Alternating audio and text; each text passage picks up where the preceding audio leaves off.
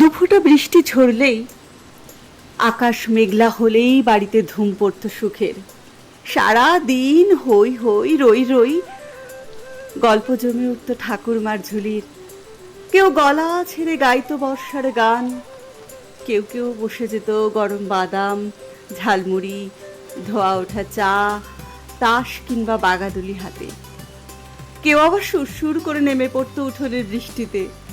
ভুনো খিচুড়ি আর ভাজা ইলিশের গন্ধে ম ম করতো বাড়ি।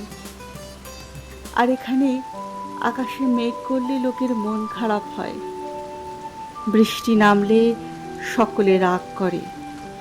আমি বড় অবাক হই, বর্ষাকাল বলে কোনো কাল নিদের নেই, কালবৈশাখী নেই, আম কুড়োনো নেই, জলে ভিজে অসুখ করার যে সুখ তাও নেই। স্যাঁতস্যাঁতে সাদা ত্বক সারাদিন কাতর প্রার্থনা করে রোদ। আমি কেবলই দূর ভিন দেশে কারো মন মর্জি তোয়াক্কা না করে আকাশে মেঘ দেখলে রিমঝিম হেসে উঠি।